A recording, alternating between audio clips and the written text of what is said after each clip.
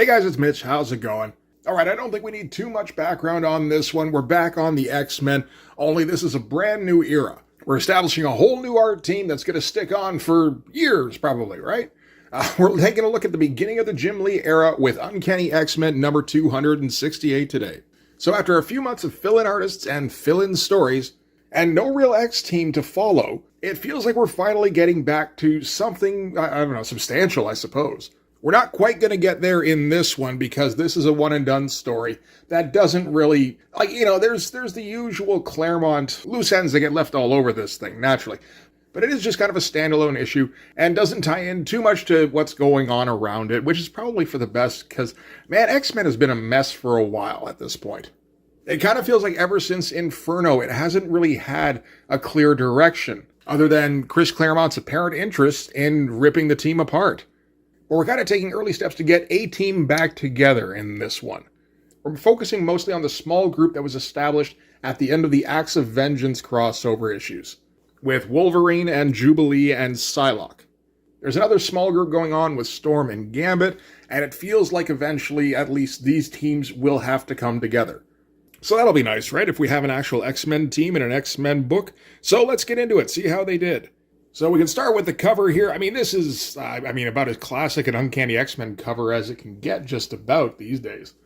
I think even at this point, it's already been established that everyone digs how Jim Lee draws Wolverine. Get Captain America in there, and hey, Black Widow too, why not? I'm not really a huge fan of the composition on this cover, I'll be honest. I know this is up there with a lot of people's favorites. I mean, I kind of look at it and I see, yeah, Jim Lee came up with a cover for sure because it's a bunch of people standing around. There is some good stuff going on with the shadow, though. I think we noted at the beginning of the Acts of Vengeance crossover that Jim Lee wasn't using a lot of black and white balance, to be honest. It was mostly like outlines with some light shading, and he's definitely picked up some tricks since then. Like, particularly on this cover, the black and white is very well established. Particularly the heavy blacks on Captain America here, the heavy shadow with the kind of uplighting.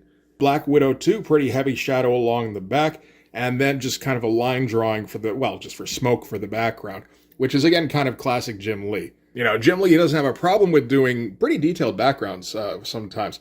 But then again, he will every once in a while just throw in a bunch of smoke to kind of ease his workload. But it does work in this case because you don't want a heavily detailed background against these figures. You want them to stand out nicely against it. And it really does. I get that a big part of where Jim Lee was picking up his spotting of blacks was in reading through Dark Knight Returns, where he really got into what Frank Miller was doing there. And then during the Acts of Vengeance crossover, Jim Lee was working very closely with Scott Williams and particularly Whilce Portacio. And around this time, Whilce Portacio was really experimenting with upping the heavy blacks. And I get the impression that Whilce kind of dropped some hints for Jim that, no, this is the way to make it look more dramatic and more impactful.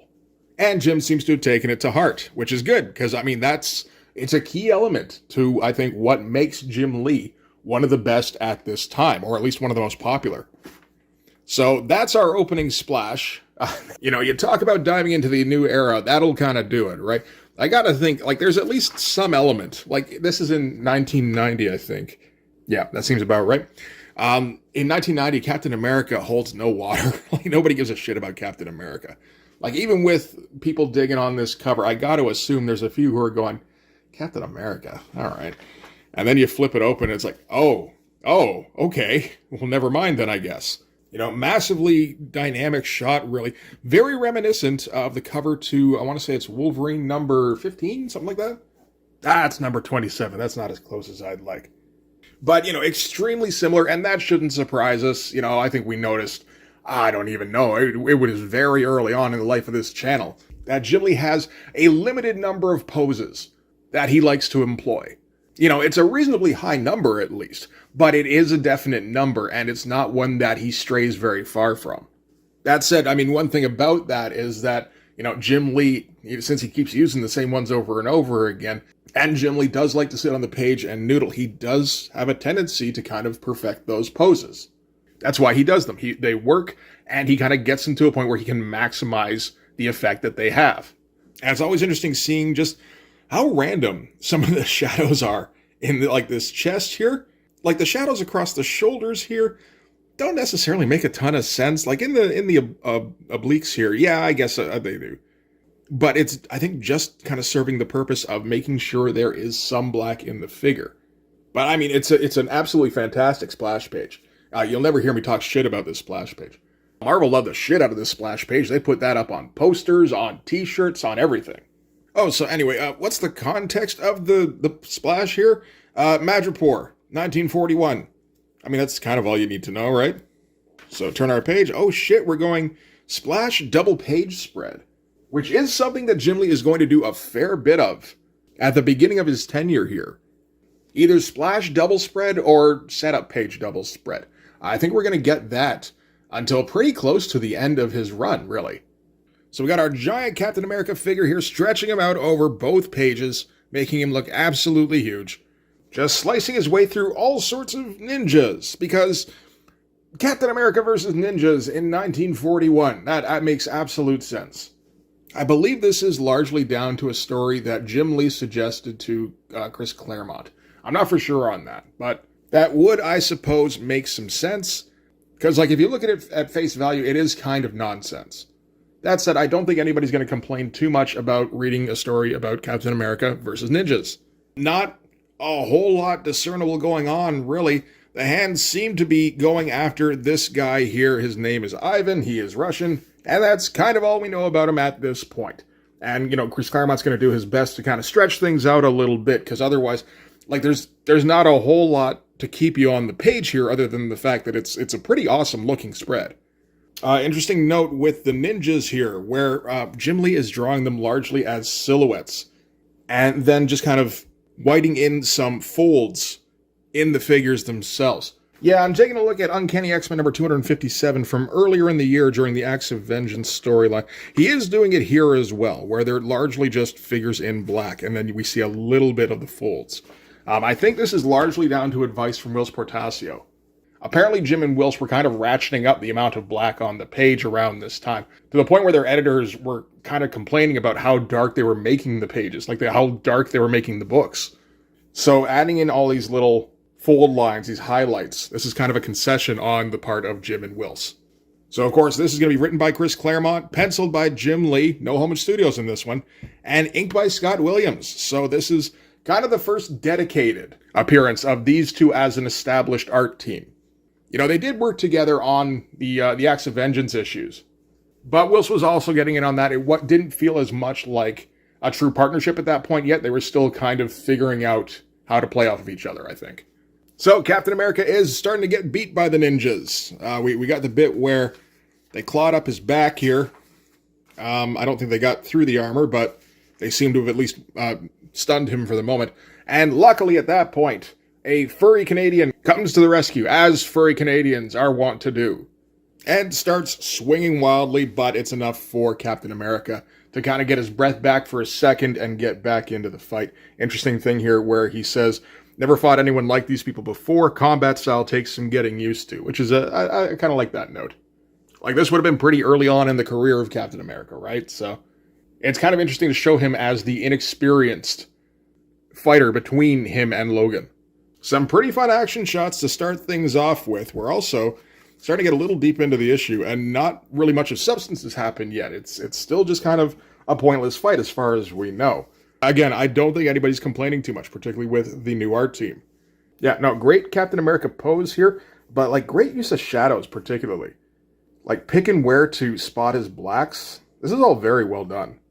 And this is the kind of stuff that I would complain about with latter-day Jim Lee, where he stops doing this when he's trying to ape J. Scott Campbell's style. We get an ad for Wrath of the Black Manta, which feels a little bit on the nose in this issue. With Wolverine having joined the fray, the fight is wrapped up fairly quickly after that. All the bodies start dissolving, because that's apparently what hand ninjas do. Captain America says thanks, and shakes his new buddy's hand, introduces himself, says, "I'm Captain America," and Logan's like, "Do tell." So yeah, that's kind of wrapping up our initial flashback here. Interesting to see this still kind of early version of a Jim Lee face, which is still heavily influenced by Art Adams. Same with Captain America up here. I'd say maybe this period is the most interesting part of Jim Lee's career, because he hasn't quite brought everything together yet. He's like just about to. He's very close in a lot of ways. Like, most of these panels are pretty solid. That face does look super weird now, considering what we're used to from Jim Lee in, like, just a couple of issues, really. From there, we're going to cut to present day. You're going to note there's a difference in the gutters now, actually. The earlier pages all get these black gutters. The present day pages all get white gutters. And yeah, that's to differentiate them from the flashbacks. So anyway, yeah, 49 years later, again in Madripoor, and now it's Black Widow who's fighting against ninjas. Ninjas never learn, apparently. But yeah, basically same kind of thing where Black Widow is fighting against the ninjas, and she's getting beat up pretty quick here. You know, she's obviously holding her own, but there's just too many ninjas. There's ninjas infesting Madripoor. And she does eventually get wrapped up by the chains here and brought down. Ninjas are closing in when we hear a snitch sound, and tosses in a handful of fireworks with some pretty cartoony sound effects like pam, pam, pam, and zippity zap. Who's doing, is this Tom Warzachowski? It is Tom Warzachowski. He does like to have a good time on these. But the fireworks blind all the ninjas naturally. Psylocke jumps in, starts kicking ninjas all over the place with her eyes closed, but she's seeing psychically. And Logan, I suppose, waits for the fireworks to clear before he dives in, and then he starts hacking ninjas up himself. Of course, in the earlier sequences, Wolverine was using a couple of pipes, I think it was. Because at that time, you know, it's the 40s. Wolverine doesn't have claws.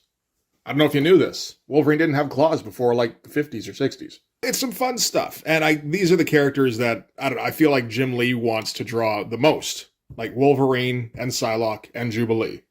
You get these three together with Gambit, I feel like Jim Lee's having a good time. Fun pose on Jubilee here, too. With the wind-up. Again, good look, use of shadow here. Kind of silhouetting that lower leg. And in surprisingly short order, which I believe was... Yeah, that was also the caption we got at the end of the last fight. So, kind of an admission by Chris Claremont that we're just kind of mirroring things from earlier. But yeah, no, all the demon ninjas, they all, again, are defeated, and the dead ones all dissolve. Black Widow's finally able to stand up. She gets her own little dedicated panel here. It's a nice looking little figure. But then she collapses, I assume, because of, I don't know, blood loss or CTE, maybe, who knows. But, you know, again, solid panels all over, and it's always good seeing Wolverine drawn in the brown and tan costume by Jim Lee. We didn't get it for very long, did we? Alright, so from there, all the gutters turn black, which means we're going back to another flashback in 1941, where Wolverine is, he's walking into his local drinking establishment, carrying what looks like 4 or 5 drinks at least, and manages to walk right into Baron Strucker. Like, that's some shitty luck, right? Spills his drinks all over Baron Strucker, and his Nazi aide here is going to give Logan a dressing down, saying, you got to apologize to Baron von Strucker. Logan refuses to apologize because he hasn't heard that we do that in Canada just yet. He's been away for a little bit. And it looks like it's going to escalate into physical confrontation. But then things are stopped by the proprietor of the place, which is a tiny woman named Seraph, I think? It is Seraph, okay. Seems like she's okay with having Nazis in her bar, but not if they're going to be mean Nazis. So they're going to have to calm things down or take their party somewhere else. And Baron Strucker does apologize to her before him and his Nazi buddy are going to take off. Logan's about to walk in as well, and she's like, where do you think you're going? Kind of gives him some shit, but does, I think, allow him to stay. That's kind of the end of that for the moment.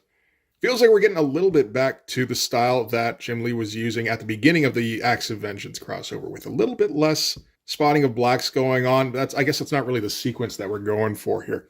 And it's always interesting seeing shots like this and going, oh yeah, Jim Lee liked John Byrne too, didn't he? Again, this is the most interesting part of Jim Lee's career because he wears his influences so clearly on his sleeve. And you can see him accumulating new influences, like issue after issue. It's not like a slow process at all. So the real reason Logan's in this bar is he's going to meet with Captain America and the Russian guy from earlier. And they're going to get down to brass tacks. Captain America is here to aid Ivan because the little girl that Ivan was looking after has been kidnapped by the Hand, kind of bringing everything together. And the little girl, of course, is Natasha Romanoff, aka Black Widow. Again, you see those influences all over the place on this page. That's a very Art Adams / Michael Golden looking face. I think it's noted that either around this time or not soon after, Jim Lee started heavily collecting Michael Golden pages. That looks like some Frank Miller shadowing right there. If I'm trying to, I was kind of trying to identify that earlier. That is what that looks like to me. Maybe even David Mazzucchelli thinking about it. But if he's reading a lot of Frank around this time, he will be reading like Born Again and Year One, of course. Okay, and at the mention of Natasha Romanoff, we're going to cut then to Natasha Romanoff, who is waking up in her lingerie. Wakes up and realizes there's somebody else in the room here and tries to use her widow sting, or whatever it's called, widow's bite. But then realizes again that she's like mostly naked because Logan took off her suit and removed the widow's bite thing. And he's just been kind of hanging out ever since, waiting for her to wake up. And either dressed her in this pretty revealing outfit, or it's just kind of implied that this is what Natasha Romanoff wears under her Black Widow outfit. I'm not for sure. We're not going to really mention that. I think it basically just comes down to Jim Lee likes drawing cheesecake shots, which is not really new territory either. I mean, this is, like, we've had 2.5 years of Mark Silvestri before this. He did not shy away from the cheesecake shots. And meanwhile, Psylocke and Jubilee are waiting outside politely. Well, Psylocke's waiting politely. Jubilee is a little bit impatient and wondering how come every old friend that Logan seems to run into is some incredibly fabulously gorgeous babe, in her words. Doesn't quite get to the point where she's wondering how come she's not drawn like that, but, you know, it's between the lines there, I guess. I can kind of see why Jim Lee enjoys drawing Jubilee so much, just because he gets to be a bit more expressive with her. Like, he's really working on trying to make Jubilee like the running commentary throughout this issue, but without doing too much speaking. Like, she does have her motor mouth thing, of course, but she's also going to be just in the background, making faces, you know, but just acting bored or impatient or frustrated. Okay, so once Black Widow has had enough of lounging around in her nightwear, she's going to suit back up and she's going to fill in the kind of X-Men about why she's in Madripoor right now, which is that she's there at the behest of Nick Fury. Nick Fury apparently heard that there was some kind of alliance that was starting up between Matsuo, who was acting as the head of the Hand Ninja Clan, and the Strucker twins, the Fenris twins. So we are kind of tying everything in together with the Struckers, you know, either the kids or Baron Strucker, and the Hand Ninjas. So that's pretty good. Everything actually fits together pretty nicely in this issue for once. It's not necessarily common during the Claremont era. Another couple of John Byrne looking faces here, I think. And then on the opposing page, we're going to get a flashback here with what I'm pretty sure is an Art Adams looking face. It is always interesting because we're not at the point yet where he's figured out how to integrate these into his existing style. So they do stand out a bit more than usual. But anyway, yeah, we're back in 1941, and Logan and Captain America have tracked down the Nazis who kidnapped Natasha Romanoff. So Logan's going to act on this by standing in front of their car and then leaping through the window. Interestingly, kind of stiff pose. Like, it's not quite executed to perfection, which is what you would expect from Jim Lee, which says to me that this is kind of early on for this pose in his repertoire. And diving headfirst in and drop kicking the driver in the jaw naturally causes the car to spin out of control. Starting to get some speed lines in here, which would become a Jim Lee fixture, of course, and that apparently is down to him reading a whole bunch of Akira around this time as well. Again, soaking up all those influences. Captain America and Ivan jump in to try and help out. I guess probably not the driver. I think the driver's probably dead from that jump kick. Figures that if they can't have the child, then nobody can, so runs up to the window and just starts opening fire in there before he gets gunned down by Ivan from behind. He tries to run in and he's just like, oh my god, no, not the child. But it turns out that Logan took the hit for her, took all the bullets in his back. So she's okay for now, and they're able to haul her out of the car. Gotta love all the random shadows in Captain America's mask here. And I don't know, it just feels weird seeing his eyebrows. I don't feel like that's right. So Captain America and Ivan are going to take the kid. They can't take Logan. Logan's dead as far as they know. But they're going to take her to the American consulate, because that's, that should be a safe haven. And they get her inside. Only it turns out that the consul has sold out Captain America. Like, I think that's the point, that you turn in your credentials. But he apparently is working with Baron Strucker and the Hand, because that was an alliance that was going on back then too. So they're going to take Captain America and Black Widow and her protector into custody, with the plans to kill Captain America, naturally. And then the Black Border is going to abruptly end, meaning we're getting back to the present. So anyway, Black Widow has figured out that the Fenris twins and Matsuo have arranged for a meet to further solidify their alliance. So they found themselves a member of, I think, well, at least an associate of the Hand. And they're just kind of interrogating him a little aggressively. Where Natasha's just kind of like suspended off of something. I assume she's not flying. And just kind of holding him in place. Saying, I don't know how much longer I can hold on to you. Fun moment here where Wolverine's like, don't worry, I'll catch him. As he pops the claws. Kind of a weird little smirk out of him there. And of course at that, the thug or whoever he is, he's gonna spill his guts. Alright, so from there we're gonna cut back to 1941. Because the black borders came back. It can get a little bit confusing sometimes, but for the most part it flows pretty well, I gotta say. And the black borders do seem to help to kind of just subconsciously let you know, okay, things are switching back here. But anyway, Strucker and the Consul, they have Captain America and Ivan in custody here. And they've got little Natasha here, who apparently they're going to induct into the Hand to become their next top assassin. Yeah, that's about it for that bitch. Oh, shit, we're back to present day. We're flipping back and forth pretty quick here now. But yeah, no, we're apparently at the meet now with the Fenris twins and Matsuo, which is taking place on a boat. And a couple of pretty ladies get welcomed on the boat as well. All the deckhands are drooling all over her. And they don't notice that the boy who's bringing supplies onto the ship is actually Jubilee. And then with no indication of time having passed, Wolverine comes up immediately behind them. Jubilee sets off a whole bunch of fireworks, and then all of a sudden, what I assume, like, the pretty girls who got let on in their party dresses kind of turn into Psylocke and Black Widow. It's not even 100% clear that that's what's going on, but there's not really much else in the way of explanation. Other than maybe Jim Lee wanted to draw pretty girls in, like, short skirts and shit. It's a nice little spread here, you know, although I do feel it is a bit unclear what's even going on. And it feels like Claremont isn't even sure how to go about explaining this in a way that makes sense. So he's just going to kind of push on. Okay, meanwhile, back in 1941, we're just going to keep flipping back and forth. Natasha is getting ready to behead Ivan because she's being instructed to do so by the leader of the Hand. And she's kind of resisting, but it does feel like eventually she is going to cut that dude's head off. And then the sword gets cut out of her hand because Logan has shown up again. And quickly follows that up by beheading the head of the Hand. That's a weird sentence now, saying that out loud. Captain America is a little surprised at this turn of events, seeing as how they were pretty sure Logan was dead, what with having been shot multiple times, but you get kind of the classic line with I got better, as he frees them with the sword here. Again, get the speed lines going. Good shit.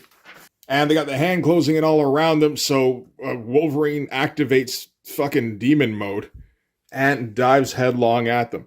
This would pretty quickly become like a specialty of Jim Lee, drawing Wolverine as if he is demonically possessed when he's, like in berserker mode. And again, I don't think it's really a bad choice in maybe narratively, yeah, it's kind of stupid. But in terms of fan engagement, no, man, that's what people want to see. Fans have had to get by for, the better part of a decade, really. With the reputation of Wolverine being slowly built up as the badass of the X-Men. The guy who will play by the superhero rules when he finds it convenient to do so, but as soon as that stops being, in his best interest, then no, fuck that shit. But you really only saw it in snippets up until, I'm gonna say, the Mark Silvestri era, really. Even then, it was kind of sparingly, and he was more of an action movie kind of badass.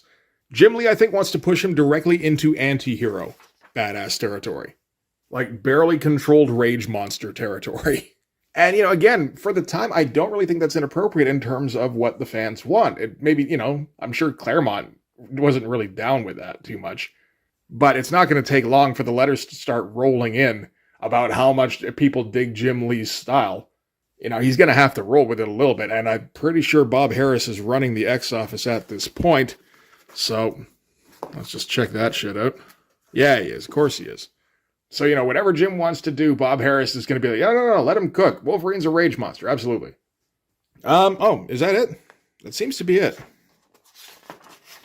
Yeah, they dive in and then they're immediately on the airfield because we're at the end of the issue.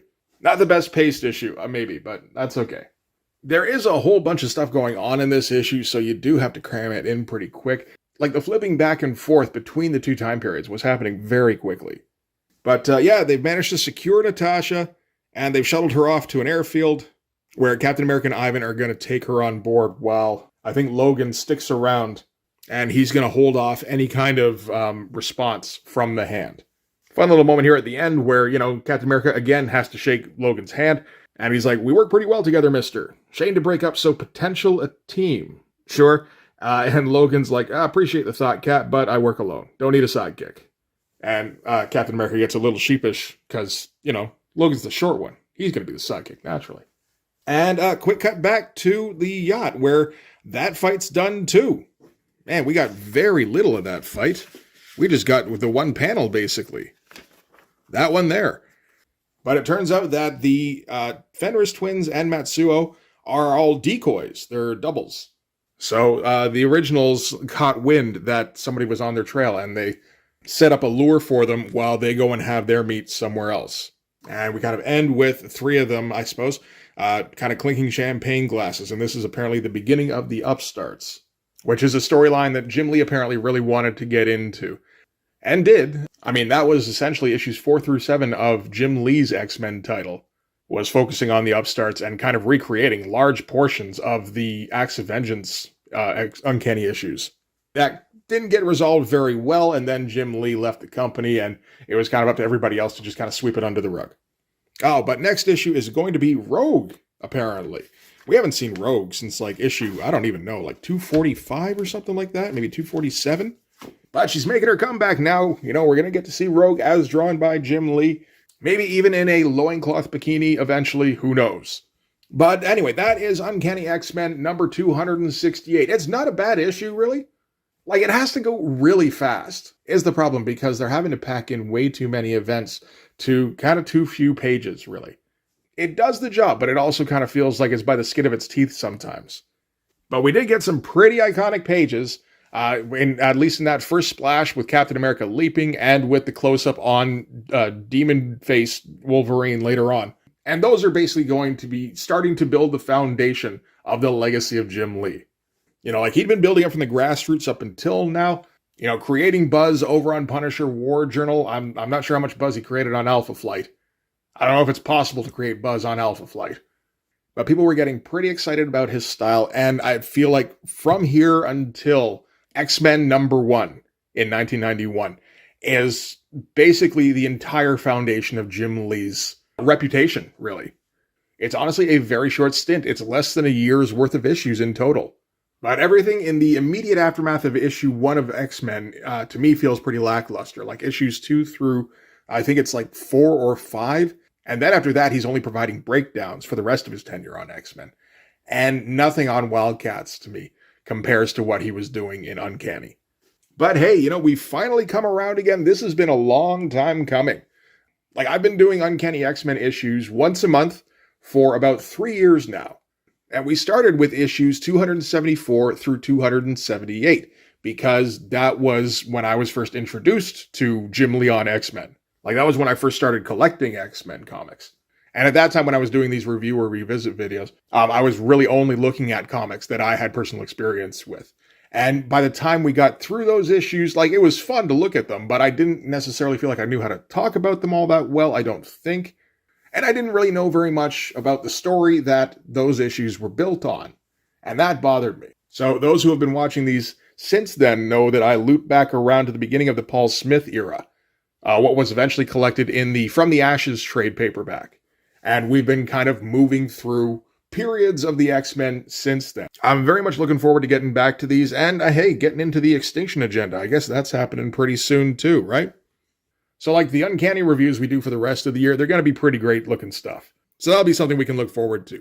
For this one, though, that is going to do it. So thanks very much for watching, guys. Don't forget to hit like on your way out. Hit subscribe if you haven't already. If you're watching on mobile, you could hit the hype button. I wouldn't complain. Also, don't forget to check out my Patreon. Link is on the screen now, or you can find it in the description. But yeah, that'll do it. Thanks again for watching, guys. I will see you in the next one. Bye-bye.